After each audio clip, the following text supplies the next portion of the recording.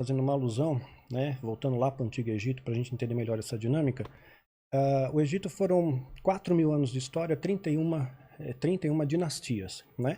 Nesse período, na quarta dinastia, construíram as pirâmides, Quéops, Khafre e Miquerinos. A partir da construção das pirâmides, começaram a entrar os espíritos territoriais, que foram portais, coisa que eu já falo no meu livro, Rastro do Culto. Pô, não, fala sobre isso, cara, isso é interessante. Abriram portais dimensionais. As pirâmides eram tipo portais? Sim, portais dimensionais. A arquitetura, o planejamento, a posição, localização perfeita. Eu cheguei tipo a vórtex. O vórtex de energia das linhas de lei. E até hoje. Antes da pandemia eu estava no Egito. Eu testei os rituais da Golden Dawn. Você fazer o RMP, né, o ritual de proteção e tal, dentro da pirâmide, ela vibra inteirinha, assim, parece que ela tem uma carga energética, produz eletricidade mesmo. Ela tem uma pedra chamada dolomita, que sob pressão ela produz carga elétrica. Então os egípcios estão muito avançados, a posição geográfica... Mas quem que ensinou isso para eles? Demônios, anjos? Quem? Pois é, eu entendo como entidades diabólicas que ensinaram, assim como eles ensinaram a construção de Stonehenge, das pirâmides maias, incas, astecas. Quem ensinou para esse povo que era a forma piramidal? Você vê pirâmide no Camboja, né, os maias, os astecas... Sim, e tinha sacrifício ritual, especialmente os astecas, matavam muita gente, né? Matavam em escala industrial. Isso aqui eu não entendo, por que essa forma de pirâmide aparece em vários lugares ao mesmo tempo de povos que não tinham conexão. Você vê porque realmente é alguma coisa que tem... Dependendo de onde você está, eles vão imitar as constelações que estão em cima. Por exemplo, aqui no As México... três mais famosas, elas imitam Orion. Ali as três... O que é imitar Orion? Do jeito que está no céu, reflete embaixo. Eles estão na mesma posição. Se você pegar o mapa do céu... E olhar embaixo, as pirâmides estão na mesma posição. E aí você vai olhando, então tem serpentes, aquelas do Camboja, se eu não me engano, Dráculos, serpentes. As do México também são outras constelações. Mas isso é que eu não entendo, por exemplo, são portais. Isso é uma quebra da lei espiritual, é uma brecha, eles acharam uma brecha de atravessar, por isso... Encontraram um meio de se locomover. Porque no começo da criação, veja bem, toda a minha âncora é bíblica. Né? Eu não posso falar nada fora da Bíblia que eu vou estar errando. Né? Então, quando Adão e Eva foram criados por Deus, eles estavam num local chamado paraíso. Ali estava também Satanás, que faz uma alusão à serpente. Então, ou seja, ele não tinha... Por que Satanás estava junto com os filhos queridos de Deus? Você tem um motivo isso? Ele caiu também, né? Por causa da rebelião nos céus. E ele estava ali, só tinha uma regra, cara. Só uma regra. Hoje não era nem os 10 mandamentos, era uma regra. Não come dessa árvore. Só isso. O resto você faz o que você quiser. Então tinha que ter uma aprovação. E caíram lá no canto da sereia. Então o diabo estava restrito àquele perímetro territorial. Com o pecado ele expande. Você vê quando em Jó ele aparece, Jó 2:1, Deus pergunta, e aí, onde é que você anda? De andar pela terra e passear por ela. Então ele tem mobilidade por todo do globo terrestre, né? Mas ele precisou abrir esses portais. Desde a Mesopotâmia ensinam a fazer construções, né, muito bem específicas que os deuses, eles acreditam que os deuses são verdadeiros demônios, ensinavam eles, né? Os sumérios, os babilônios, né? E aí, pela história, você vai vendo essas entidades se mobilizando. Agora, no Egito, só abrindo rápido parênteses, para concluir a sua pergunta... Não, é isso que eu quero saber, mais do Egito mesmo. Então, haviam 3 deuses tutelares, 3 deuses mais importantes no Egito, Osíris, Ísis e Horus. Eram adorados, a cabeça do... eram assim, adorados em toda a extensão territorial do Egito. Então, eram espíritos territoriais plenos, absolutos. Tinha o Anubis, que presidia os rituais de mumificação, né? Visualmente, como que era o Anubis? Anubis é a forma de um chacal. Né? E tem uma entidade curiosa que ela apareceu na 5ª dinastia, que é o Amon-Ra. E ele fica presente até... Você lembra? Tinha um desenho até, lembro. Né? O Amon-Ra. Mun-Ra, né? Mun-Ra, isso. Eu lembro disso. O que é? Eu não lembro. Eu não lembro. Eu sei que ele tinha uma voz toda das trevas, assim. Exatamente.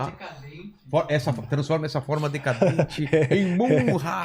Mun-Ra, isso meio mesmo. Baseado nessa ideia do... Aí você vê na foi na 18ª dinastia, você vai ver numa tumba de um faraó chamado Tutmés III, descritos feitos sobre a entidade Amon-Ra. Diz alguma coisa como eu, Amon-Ra, senhor do trono e das tuas terras, ou seja, do Alto Egito e do Baixo Egito, te abençoe em nome de Ra, em meu nome, em nome de Ra, por toda a eternidade. Então ele coloca em meu nome, em nome de Ra. Haviam 2 entidades, o Amon e o Ra. Os demônios não têm divisão entre eles.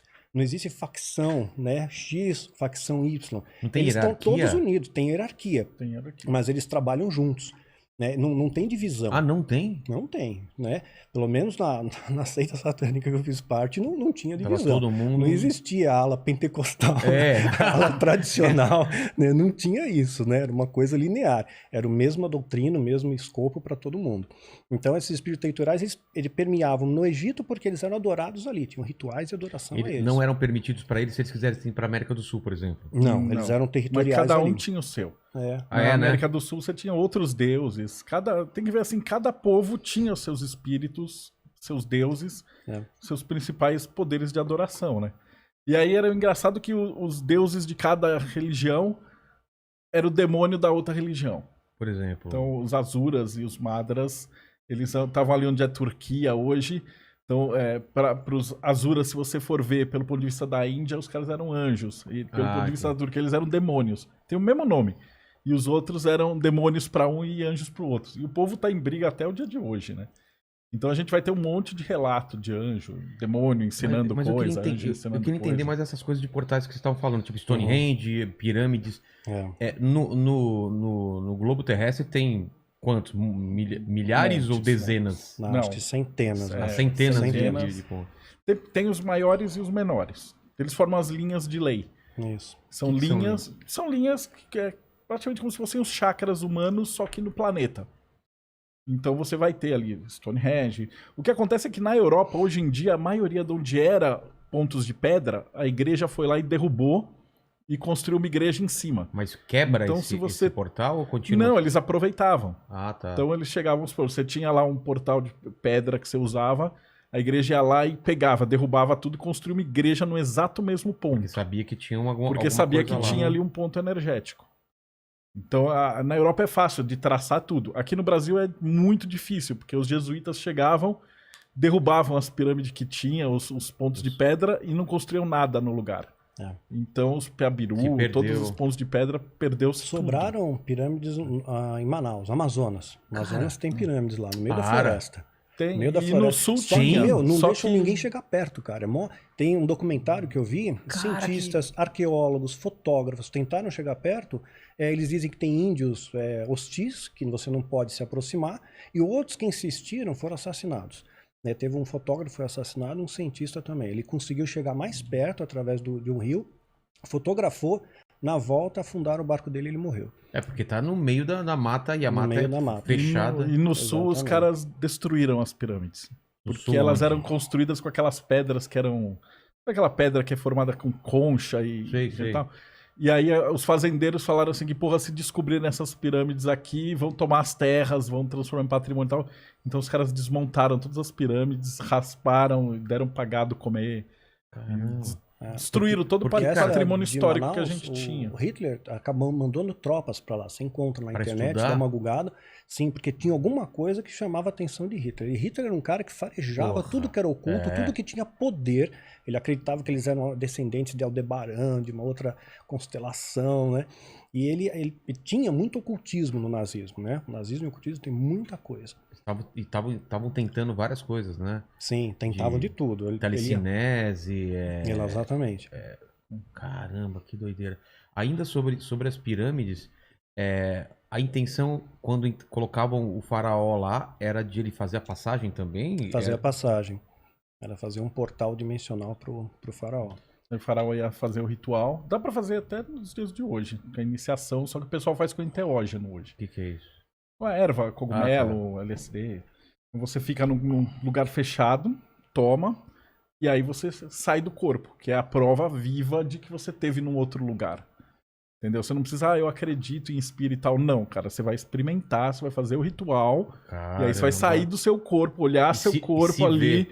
Ver os outros espíritos, ver os caboclos, as entidades, ou os espíritos que for, e aí você vai conversar com eles, então você vai conhecer o lado espiritual, não achar. Por que...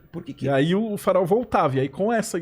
Voltava como? Ele voltava... Você volta como espírito, segue de volta o fio de prata e pum, voltou. E aí você sai e fala assim, porra, eu já vi, eu tive essa projeção e tal, eu conheci o outro mundo, isso aqui existe. É a diferença do cara que não é iniciado porque é iniciado. Esse fio de prata tem inclusive na Bíblia, né? Tem na Bíblia, em Eclesiastes. Sim, quando rompe o fio de prata, acho que é capítulo 3, quando rompe o fio de prata, você morre, acabou sua vida, é sua energia vital.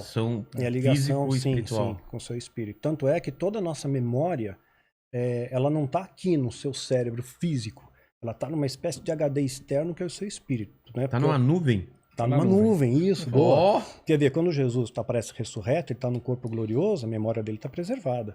Ele sabe quem ele é. Então ele não tá preso no corpo físico. Não, ele escuta sem ter aparelho auditivo, ele enxerga sem ter o nervo óptico, ele fala sem ter as pregas vocais. Então toda a nossa capacidade mental, ela tá arquivada no espírito. Tanto que às vezes você pode lembrar de vida passada, outra coisa, é fazendo esse acesso ao Akashico.